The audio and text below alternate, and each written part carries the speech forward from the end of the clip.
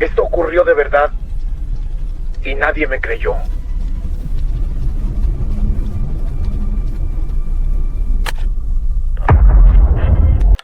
Si te gustan las historias que se sienten reales, esta es una que no puedes escuchar a medias. Me llamo Ramiro.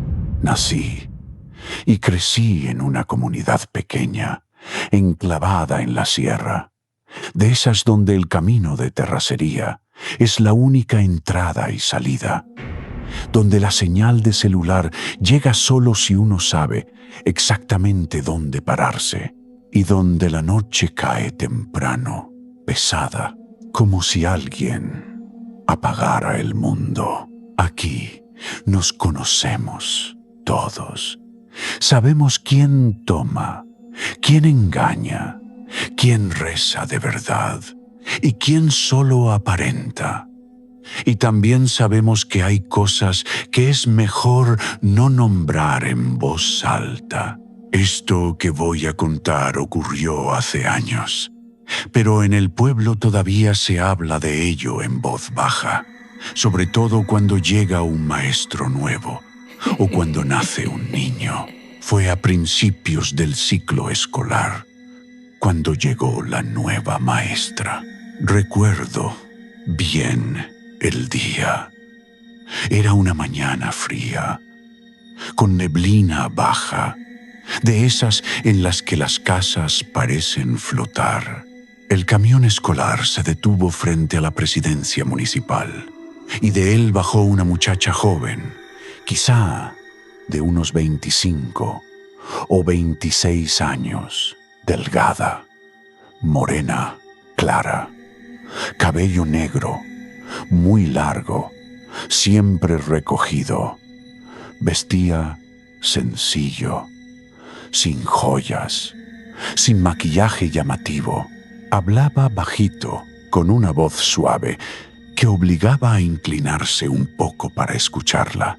Se presentó como la maestra Elena. No parecía nerviosa, tampoco demasiado confiada.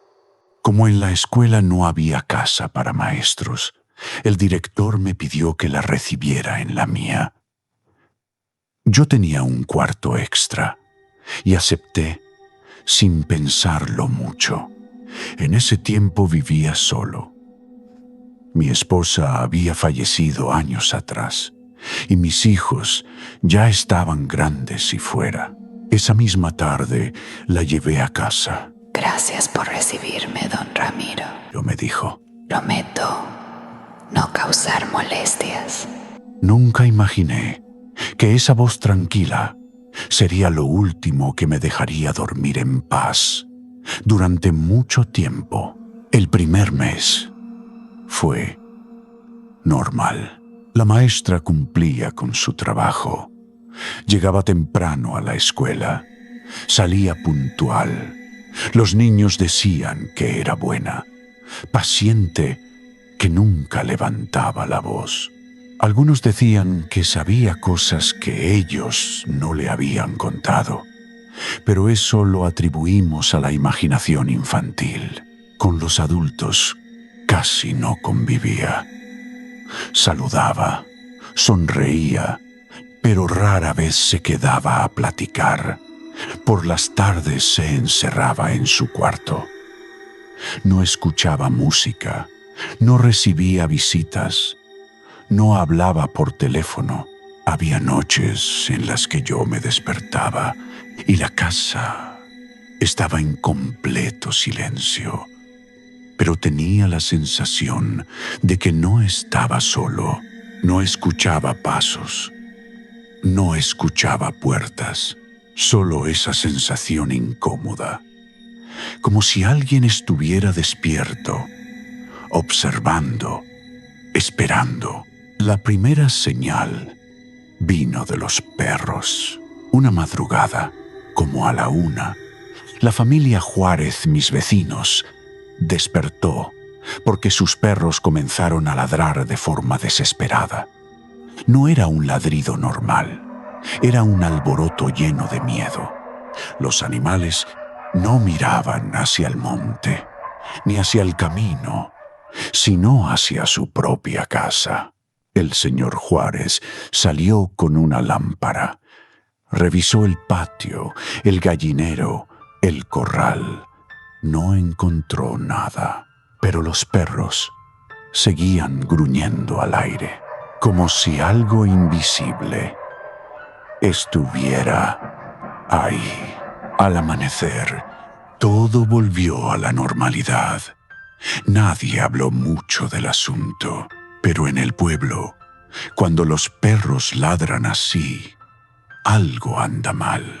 2 noches después, ocurrió algo peor. En la casa de los Hernández, su recién nacido no dejaba de llorar. Lloraba como si le doliera el alma. La madre decía que el niño sudaba frío, que se arqueaba como si alguien lo tocara. Y otra vez, los perros. La abuela del bebé, una mujer vieja, de esas que todavía creen en lo antiguo, se levantó de golpe. Aquí anda una bruja, dijo, y no viene a pasearse. Sacó tijeras, sal, un rebozo rojo y ramas de pirul.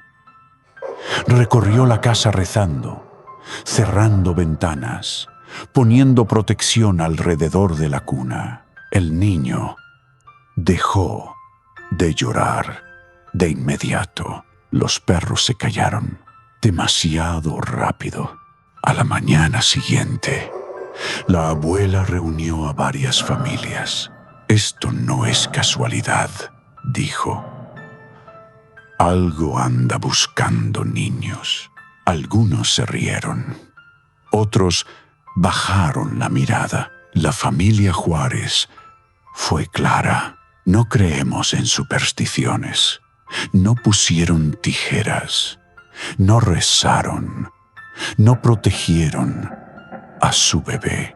Esa decisión marcó al pueblo para siempre. A la mañana siguiente, el grito de la señora Juárez despertó a todos. El bebé estaba morado, frío, sin marcas, como si algo le hubiera chupado la vida. Los perros no dejaron de llorar en todo el día. Cuando fueron a avisarle a la maestra, no estaba. Su cuarto intacto, su ropa doblada, sus cuadernos ahí. Ella no. Nadie la vio irse. Y entonces, todos lo entendimos. Desde entonces, cada vez que llega un maestro nuevo, alguien recuerda. Y cuando los perros ladran en la madrugada, nadie sale a mirar, porque hay cosas que no se enfrentan, solo se sobreviven. Yo llevaba varias noches sin dormir bien. El trabajo de velador te acostumbra al silencio, pero también te deja solo con tus pensamientos.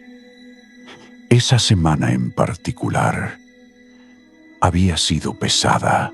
Había vigilado una bodega cerca del periférico, con turnos largos, frío que se metía hasta los huesos y una humedad que te hacía sentir los pulmones mojados.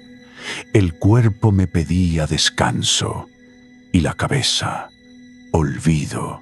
Por eso acepté cuando mi compadre Raúl me invitó a tomar algo. Raúl vivía en una casa vieja, de esas de adobe reforzado, a unas cuantas calles del Panteón Municipal.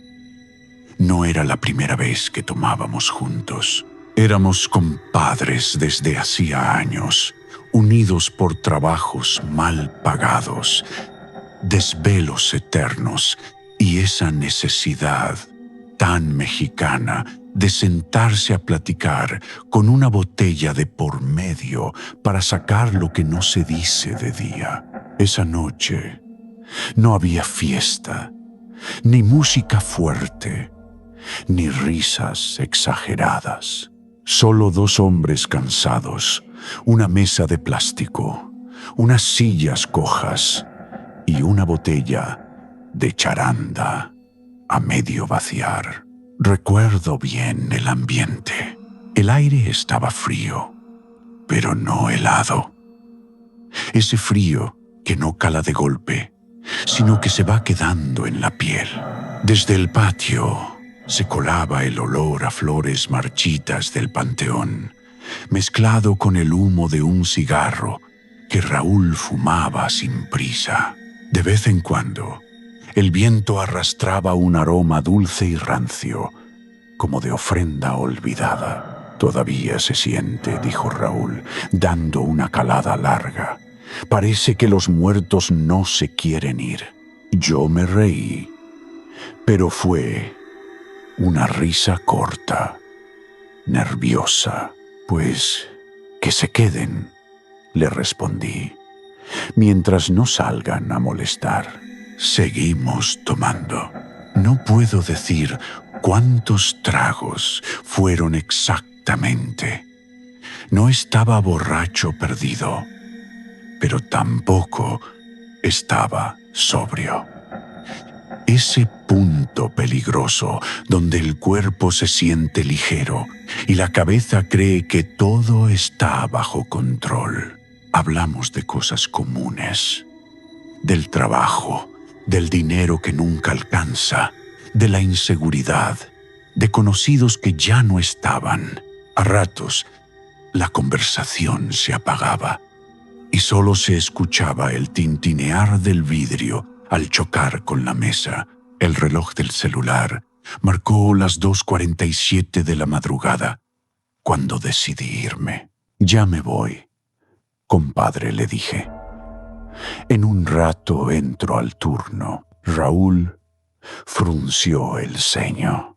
«No te quedas aquí. Ya es tarde». Negué con la cabeza. «Me queda cerca. Me voy caminando. Además, así se me baja». Raúl dudó un segundo y luego soltó una frase que ahora me pesa más de lo que quisiera. «Nomás no te vayas por el panteón». Sonreí, confiado. Siempre dicen lo mismo. No pasa nada. Me despedí y salí a la calle. La noche estaba demasiado callada. No se escuchaban carros, ni música, ni voces. Solo mis pasos sobre el pavimento húmedo y, a lo lejos, el ladrido ocasional de un perro. Las farolas iluminaban de forma irregular, dejando tramos de sombra espesa entre una y otra. Caminé unos minutos por la calle principal, pero pronto pensé en cortar camino. Había una ruta que tomábamos muchos: pasar por el muro lateral del panteón, bordeándolo, ahorrando casi 10 minutos de caminata. Yo ya lo había hecho antes, incluso de noche. No era raro ver gente hacerlo, sobre todo borrachos saliendo de alguna reunión. Me acerqué al muro. Era alto, de piedra vieja, con partes parchadas con cemento. Por encima se alcanzaban a ver las cruces, los ángeles de cantera, las siluetas negras de los árboles que crecían dentro del cementerio. La luna estaba lo suficientemente alta como para iluminar el lugar con una luz pálida, casi enferma. El suelo, cubierto de grava, crujió bajo mis botas. Ese sonido fue lo primero que me puso incómodo.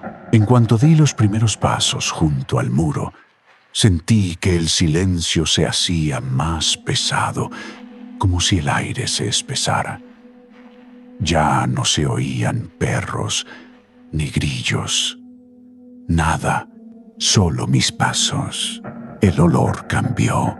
Pasé del aroma urbano basura humedad, gasolina vieja a algo más dulce y podrido. Cempasúchil pasado, flores húmedas, tierra removida. El olor de un lugar que guarda cosas bajo el suelo. Miré la hora. 3:1 AM. Me metí las manos a los bolsillos y seguí caminando. Entonces, escuché el primer golpe. No fue fuerte, más bien seco, como si alguien hubiera aventado una piedra contra el muro desde adentro. Me detuve. El corazón me dio un brinco, pero traté de convencerme de que no era nada. Quizá un gato, quizá alguna rama. Di un paso más. Ahora sí fue claro. Un golpe firme, profundo, que vibró ligeramente en la piedra. Sentí la vibración bajo la palma cuando, sin darme cuenta, apoyé la mano en el muro. «¿Hola?», pregunté, sintiéndome ridículo. Mi voz sonó extraña, apagada. No hubo respuesta, solo silencio, hasta que escuché algo peor. Un raspado, como uñas, recorriendo la piedra desde dentro, subiendo lentamente. El sonido era irregular, desesperado, como si algo estuviera buscando dónde agarrarse. Tragué saliva. «No mames», murmuré. Quise pensar que alguien había quedado encerrado, algún borracho como yo, que necesitaba ayuda. Eso pensé hasta que escuché la voz. «Ayúdame». Fue un susurro, pero claro, demasiado claro. Venía de arriba. Levanté la vista. Sobre el muro, iluminada por la luna, había una figura blanca. No era una persona normal. No del todo. Parecía envuelta en algo parecido a una sábana, pero sucia, manchada de tierra. Estaba trepada en la parte superior del muro, con el cuerpo torcido en una posición imposible. Sus brazos eran largos, demasiado largos, y uno de ellos se estiraba hacia mí, con la mano abierta. No podía verle bien el rostro, pero sentía su mirada. Esa sensación, como cuando alguien te observa fijamente y lo sabes, aunque no lo veas. «Ayúdame a salir», repitió. La voz no sonaba agresiva, sonaba cansada, sola. Di un paso atrás. «¿Quién eres?», pregunté, temblando. La figura inclinó la cabeza de una forma antinatural. Escuché un leve crujido, como de huesos secos. «Tengo frío», dijo. «No quiero estar solo». En ese momento, mi cuerpo reaccionó antes que mi mente. Un miedo antiguo, profundo, me recorrió desde el estómago hasta la garganta. Las piernas me temblaban, pero logré dar otro paso atrás. «No, no puedo», balbuceé. «Vete o espérate a la mañana». La figura dejó escapar algo parecido a un suspiro, pero sonó como aire saliendo de una tumba. «Todos dicen lo mismo», respondió, «pero siempre regresan». El brazo se estiró un poco más. Vi su mano con claridad. No tenía uñas normales. Eran oscuras, quebradas. Los dedos estaban hinchados, como si hubieran pasado demasiado tiempo bajo el agua. «Ven», dijo. «No pasa Nada. Fue ahí, cuando entendí algo que me heló la sangre. Esa cosa no estaba atrapada, me estaba invitando. El miedo se convirtió en pánico puro. Di media vuelta y corrí. No miré atrás. No quise mirar atrás. Mis botas golpeaban la grava, el pavimento, lo que fuera. Sentía que el pecho se me iba a reventar, que el aire no me alcanzaba. Corrí, sin rumbo claro, siguiendo las calles que conocía de memoria, tropezando, casi cayendo mientras corría. Escuché algo que todavía me despierta por las noches. Pasos, no, detrás de mí, a mi lado. En noviembre, con el Día de Muertos reciente, siempre vuelve al mismo tema. ¿Tú crees que regresan?, me preguntaba mientras servía charanda.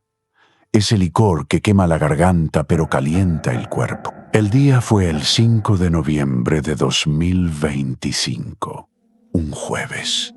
Salí de mi turno por la mañana, dormí durante el día y por la noche me quedé solo en casa. A las 7, José me escribió, invitándome a tomar. Caminé hasta su casa, mientras el cielo se apagaba. Su esposa nos preparó tacos. Empezamos con cervezas frías y luego pasamos a la charanda. Para las 11, ya reíamos recordando viejas historias. Afuera, el viento traía el olor persistente de las flores secas del altar que aún no desmontaban. A las 2 de la mañana decidí irme. José insistió en que me quedara, pero le dije que el aire frío me ayudaría a despejarme. La noche estaba oscura.